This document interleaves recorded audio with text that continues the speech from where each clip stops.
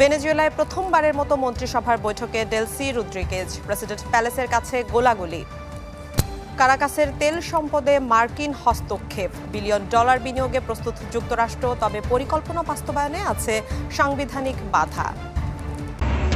গাজায় ইসরায়েলি বিমান হামলা ও যুদ্ধবিধ্বস্ত ভবন ধসে নিহত 4 ফিলিস্তিনি। দক্ষিণ পূর্ব লেবাননে হামাস হিজবুল্লাহর ঘাঁটি লক্ষ্য করে নেতানিয়াহু বাহিনীর আক্রমণ। ভেনেজুয়েলার প্রেসিডেন্ট প্রাসাদের কাছে আবারও গুলির শব্দ শোনা গেছে। কারাকাসে জানায় মধ্যাঞ্চলের মিরা ফ্লোরেস প্রাসাদের কাছে অজ্ঞাত ড্রোন উড়ে যায়, যা লক্ষ্য করে গুলি ছোড়ে নিরাপত্তা বাহিনী। এদিকে নিকোলাস মাদুরোকে তুলে নিয়ে যাওয়ার পর তার ডেপুটি ডেলসি রদ্রিগেজ অন্তর্বর্তী প্রেসিডেন্টের শপথ নিয়েছেন। ভেনেজুয়েলার প্রেসিডেন্ট নিকোলাস মাদুরোকে মার্কিন আদালতে তোলার কয়েক ঘন্টা না পেরোতেই নতুন উত্তেজনা কারাকাসে। রাতে মিরাফ্লোরেসের প্রেসিডেন্ট প্যালেসের কাছে শোনা যায় ভারী গুলির শব্দ। এ বিষয়ে দেশটির যোগাযোগ ও তথ্য মন্ত্রণালয় জানায়, অনুমতি ছাড়া আকাশে ঘোরাফেরা করা ড্রোনগুলোতে গুলি চালিয়েছে পুলিশ। তবে পরিস্থিতি শান্ত বলেও দাবি মন্ত্রণালয়ের। এতে কোনো ক্ষয়ক্ষতির তথ্য মেলেনি। এ বিষয়ে সিএনএনকে হোয়াইট হাউসের এক কর্মকর্তা জানান, গুলি চালানোর ঘটনা পর্যবেক্ষণে রেখেছে ওয়াশিংটন, তবে এতে যুক্তরাষ্ট্র জড়িত নয় বলেও জানান তিনি। এর আগে স্থানীয় সময় সোমবার দুপুর 12টার পর মাদুরো ও তার স্ত্রীকে হাজির করা হয় ডিস্ট্রিক্ট জজ অ্যালভিন কে হেলারস্টেইনের সামনে। এ সময় ফ্লোরেসের মুখে ছিল আঘাতের চিহ্ন। মাদুরো স্ত্রী ফ্লোরেস, পুত্র নিকোলাস মাদুরো গুয়েরা, তার সহযোগী ও ভেনেজুয়েলার ট্রেইন দ্য আরাগুয়া গ্যাংয়ের নেতা হেক্টর রুস্তেনফোর্ড সহ মোট 6 জনের বিরুদ্ধে 4টি অভিযোগ আনে মার্কিন প্রসিকিউটর দল, যার মধ্যে রয়েছে মনোনীত সন্ত্রাসী গোষ্ঠীর সাথে মাদক ষড়যন্ত্রে জড়িত থাকা, যুক্তরাষ্ট্রে কোকেন পাচারের ষড়যন্ত্র ও এসব কার্যক্রম বাস্তবায়নের জন্য অবৈধ অস্ত্র রাখা ও তার ব্যবহার।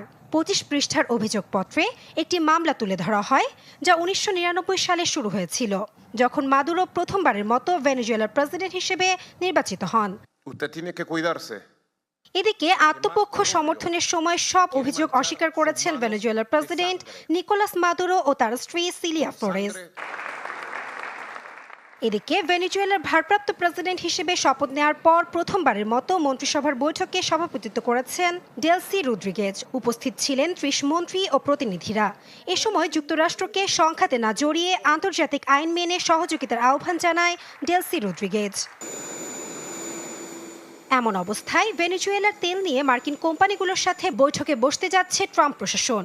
সোমবার এনবিসি নিউজকে দেয়া এক সাক্ষাৎকারে ট্রাম্প বলেন, ভেনেজুয়েলার তেল উত্তোলনের জন্য প্রয়োজনীয় বিপুল অর্থের যোগান দিতে পারে মার্কিন করদাতারা।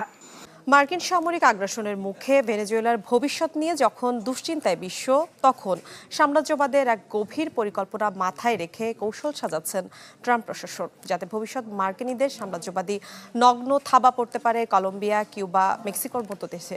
লাতিন আমেরিকার বাইরে যুক্তরাষ্ট্রের আগ্রাসনের টার্গেটে থাকা দেশের মধ্যে আছে গ্রিনল্যান্ড ও ইরানের নামও। দ্বিতীয় মেয়াদে যুক্তরাষ্ট্রের ক্ষমতায় আসার পর 2025 সালে ট্রাম্পের অন্যতম আবদার ছিল শান্তিতে নোবেল পুরস্কার।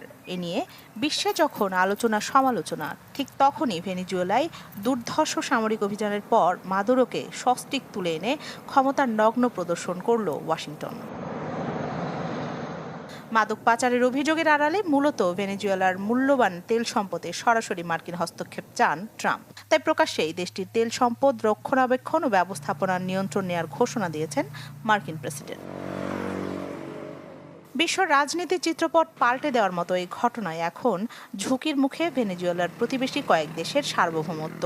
যুক্তরাষ্ট্রের পরবর্তী টার্গেটে আছে কলম্বিয়া, কিউবা, মেক্সিকো। এই অঞ্চলের বাইরে তাকালে উঠে আসছে গ্রিনল্যান্ড ও ইরানের নামও। কলম্বিয়ার প্রেসিডেন্টকে অসুস্থ আখ্যা দিয়ে সেখানে উৎপাদিত কোকেন যুক্তরাষ্ট্রে বিক্রি করা হচ্ছে বলে বরাবরই অভিযোগ করে আসছেন ট্রাম্প। এছাড়া রাজনৈতিক সংকটে অস্থিতিশীল কিউবার দিকেও নজর যুক্তরাষ্ট্রের। মেক্সিকোর দিকে মাদক পাচারের অভিযোগ তুলে দেশটিতে সেনা পাঠানোর হুঁশিয়ারিও হরহামেশাই দিচ্ছেন মার্কিন প্রেসিডেন্ট।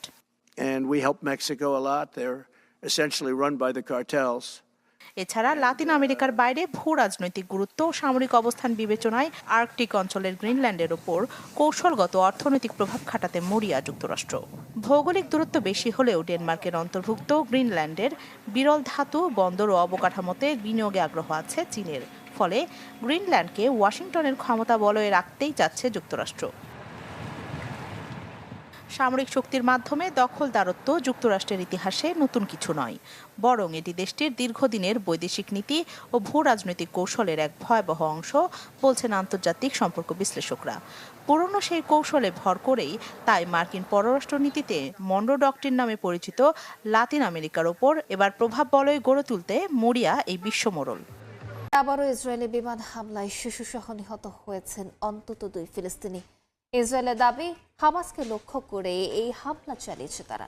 অন্যদিকে মধ্য গাজায় যুদ্ধবিধ্বস্ত একটি ভবন ধসে পড়ে 2 জন নিহত হয়েছেন। জাতিসংঘ বলছে যুদ্ধে গাজার 81% ভবন ক্ষতিগ্রস্ত বা পুরোপুরি ধ্বংস হয়ে গেছে। এদিকে ইসরায়েলি বিমান হামলায় দক্ষিণ ও পূর্ব লেবাননে নতুন করে উত্তেজনা দেখা দিয়েছে। স্থানীয় সময় সোমবার দক্ষিণ গাজার খান ইউনিসে ইসরায়েলি বিমান হামলায় শিশুসহ কয়েকজন ফিলিস্তিনি হতাহত হয়েছেন। যুদ্ধবিরতি কার্যকর থাকলেও তারা এ ধরনের অভিযান চালিয়ে যাচ্ছে। অন্যদিকে সোমবার মধ্য গাজায় যুদ্ধের সময় ক্ষতিগ্রস্ত একটি ভবন ধসে কয়েকজন নিহত হয়েছেন বলে জানিয়েছে গাজার স্বাস্থ্য কর্তৃপক্ষ। দুর্ঘটনার পর সেখানে স্থানীয়রা জড়ো হয়ে জানান, যুদ্ধ বিধ্বস্ত গাজায় থাকার মতো কোনো জায়গা নেই, তাই বাধ্য হয়ে তাদের ঝুঁকিপূর্ণ ভবনে ফিরতে হয়েছে। জাতিসংঘের স্যাটেলাইট সেন্টারের তথ্য অনুযায়ী যুদ্ধে গাজার বেশিরভাগ ভবন ক্ষতিগ্রস্ত বা পুরোপুরি ধ্বংস হয়ে গেছে। এছাড়া ইসরায়েলি বিমান হামলায় দক্ষিণ ও পূর্ব লেবাননে নতুন করে উত্তেজনা ছড়িয়েছে। যুদ্ধবিরতির পরও হিজবুল্লাহ ও হামাসকে লক্ষ্য করেই হামলা চালানোর দাবি করেছে ইসরায়েল। হামলার পর ধোঁয়ার কুণ্ডলিতে ঢেকে যায় বেশ কয়েকটি এলাকা। হামলার আগে দেশটির পূর্ব ও দক্ষিণের 4টি গ্রাম থেকে বাসিন্দাদের সরে যাওয়ার নির্দেশ দেয় ইসরায়েলি বাহিনী। তবে বিশ্লেষকদের ধারণা, এর মাধ্যমে লেবাননের ভেতরে সংঘাত ছড়িয়ে পড়তে পারে। এদিকে গাজাকে আন্তর্জাতিক গণমাধ্যম থেকে দূরে রাখতে চাইছে ইসরায়েলি কর্তৃপক্ষ। সুপ্রিম কোর্টকে জানিয়েছে বিদেশি সাংবাদিকদের উপর নিষেধাজ্ঞা বহাল রাখতে। এমনকি গাজা ও পশ্চিম তীরে মানবিক সহায়তা কার্যক্রমে বাধা না দেওয়ার আহ্বান জানিয়েছেন ইউরোপ ও এশিয়ার বিভিন্ন দেশের পররাষ্ট্রমন্ত্রী। ভেনেজুয়েলায় মজুদ বিপুল তেল সম্পদে বহু আগে থেকেই নজর ছিল যুক্তরাষ্ট্রের। এখন আর শুধু নজর দিয়েই নয়, সরাসরি নিয়ন্ত্রণ নিতে চান মার্কিন প্রেসিডেন্ট ডোনাল্ড ট্রাম্প। এজন্য বিলিয়ন বিলিয়ন ডলার বিনিয়োগ করে কাজে লাগাতে চান বড় বড় মার্কিন কোম্পানিগুলোকে। তবে এই পরিকল্পনা বাস্তবায়নের ক্ষেত্রে বেশ কিছু চ্যালেঞ্জের মুখে পড়তে হবে ট্রাম্প প্রশাসনকে। আপাতত আমেরিকার জন্য ভেনেজুয়েলার তেল সম্পদ উন্মুক্ত হলেও এর সুফল পেতে সময় লাগতে পারে 1 দশক। দক্ষিণ আমেরিকার তেল সমৃদ্ধ দেশ ভেনেজুয়েলা, যেখানে মজুদ আছে 303 বিলিয়ন ব্যারেল তেল। ট্রাম্পের দাবি, বিশ্বের বৃহত্তম অপরিশোধিত তেল মজুদ থাকলেও বর্তমানে তা অনেকটাই অব্যবহৃত। তাই মার্কিন তেল কোম্পানিগুলোকে এক্ষেত্রে কাজে লাগাতে চান তিনি। 2000-এর দশকের শুরু থেকে সাবেক প্রেসিডেন্ট হুগো চাভেজ ও পরবর্তীতে নিকোলাস মাদুরো প্রশাসন রাষ্ট্রীয় তেল কোম্পানি PDVSA এর ওপর কঠোর নিয়ন্ত্রণ আরোপ করায় দক্ষ অভিজ্ঞ কর্মীরা কাজ ছেড়ে চলে যান। এতে দেশটির উৎপাদন নাটকীয়ভাবে কমে যায়। ফলে দেশটিতে মূল্যবান তেল সম্পদ থাকলেও তার সর্বোচ্চ ব্যবহার থেকে যায় অধরায়।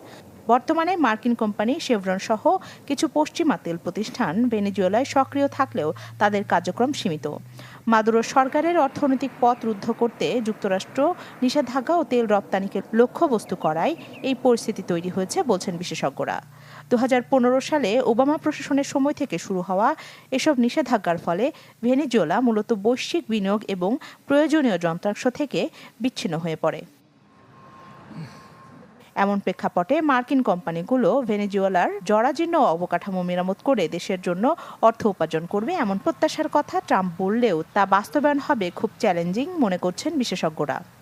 তেল উৎপাদন উল্লেখযোগ্যভাবে বাড়াতে কয়েক বিলিয়ন ডলার বিনিয়োগ করলেও এর সুফল পেতে যুক্তরাষ্ট্রকে অপেক্ষা করতে হতে পারে 1 দশক। পাশাপাশি নতুন করে তৈরি হবে ভূ রাজনৈতিক ঝুঁকি।